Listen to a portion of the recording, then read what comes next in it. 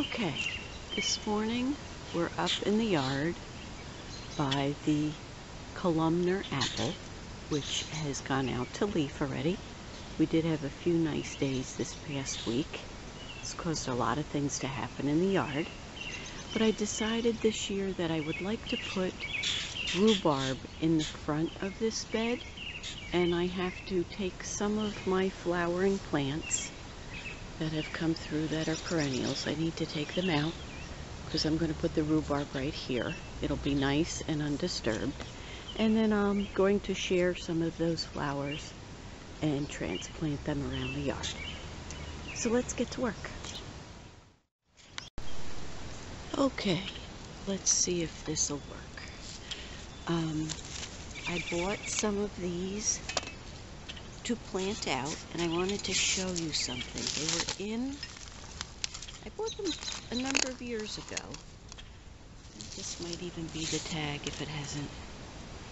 No, I don't think these aren't the asters. But I bought these little starts, and see how wonderful the roots are on this? But look, it's still in one of those Jiffy bags. This one never went anywhere. So I'm going to take this. I can't get it all off. But look, the roots grew right through it. So what I'm going to do, I'll be transplanting these around the yard because they did get a bit bigger than I thought they would. So I'll transplant them around the yard. And I have a few that I want to share with someone who I'm helping to put in a perennial bed.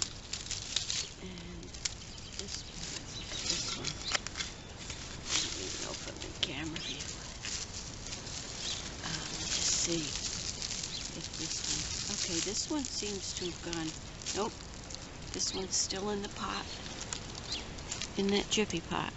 That's in the Nesh Met bag where it's dehydrated and then you moisten it and it puffs up. So that's one of the reasons why I know I won't be using them. I've never really used them before. And this looks like it's probably aster. So I'll put that on the side. But these will make nice transplants elsewhere in the yard, and now hopefully they'll get bigger because I've taken them out of that net pot. I'm just going to put them all right into the same container. I like to save the yogurt containers, and I use them for transplanting. Wow, this one's got a nice root system on it. And I bet you it's still, yep, can you see it? It's still in that little mesh pot. It never came out.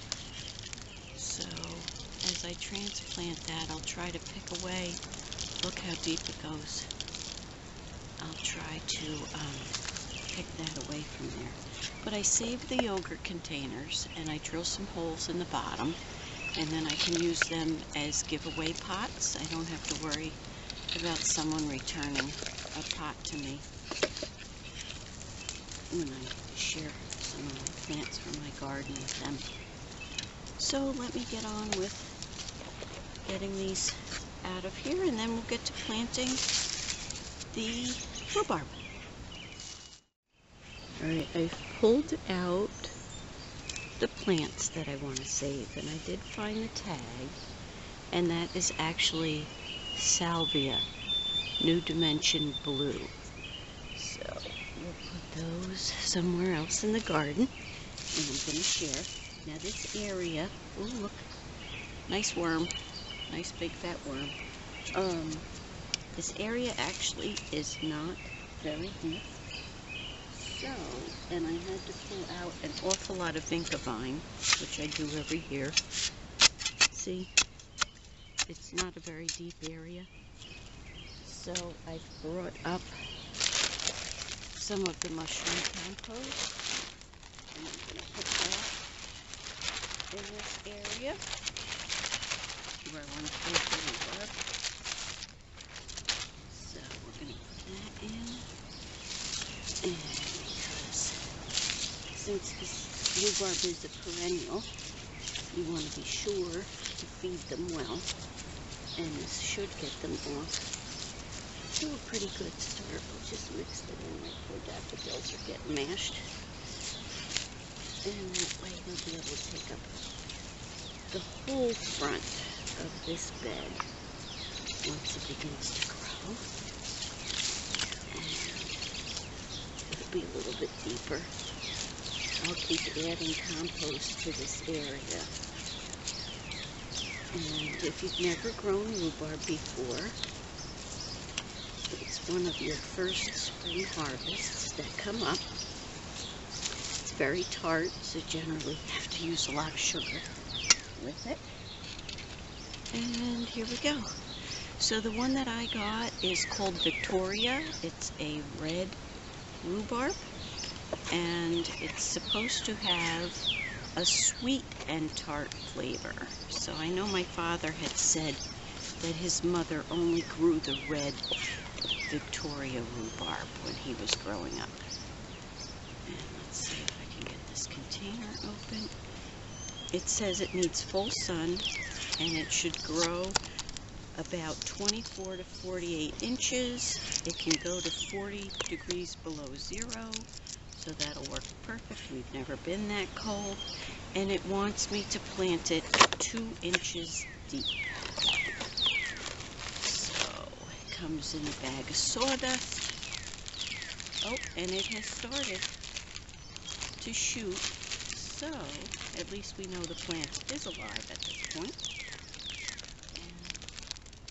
And get it out of the bag. I'm going to put the sawdust in the hole, because that'll help. And let's see what it actually looks like. I hope this is in camera frame. And see, the beginning of it is just starting to come out, and it's like a tuber almost, or a rhizome, I guess. And it seems to be nice and firm. So let's put our glove back on.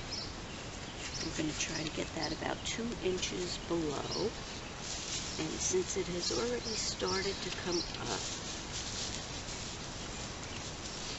we want to be sure that that's facing up. It's nice and loose here.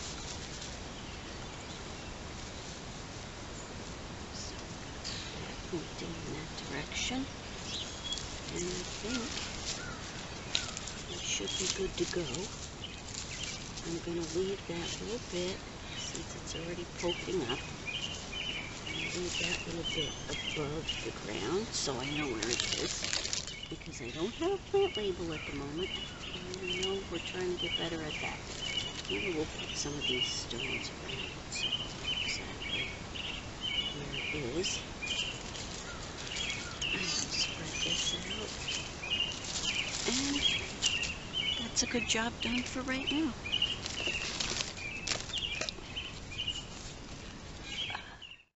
Let's just talk a little bit about an invasive plant that you really don't want in your yard.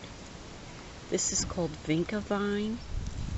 It has pretty blue flowers, blue-purple flowers in the spring, and it's very invasive. I have to deal with it every year. It came from my neighbor's yard, and it likes to grow. See, here's the flowers. It likes to grow in my iris bed. I wanted to show you how intertwined these roots get, and every spring I try to be very vigilant and pick out every little piece if they've gone through the iris plants. I've got a bunch that I've pulled out. It's so invasive that I have to actually pick apart each root out of there to be sure that it's out. But I've gotten a bunch of smaller irises out that I'll end up transplanting in other spots in the yard. But if you're considering Vinca as a ground cover, and that's usually why people choose it, be sure it's somewhere where it can't get away from you. Ours comes from our neighbor's yard, and he didn't plant it. The person who owned the house before him did. So, and also don't throw it in your compost pile. Don't throw it in your leaf bags for the composting center. Throw it in the garbage because it is really invasive.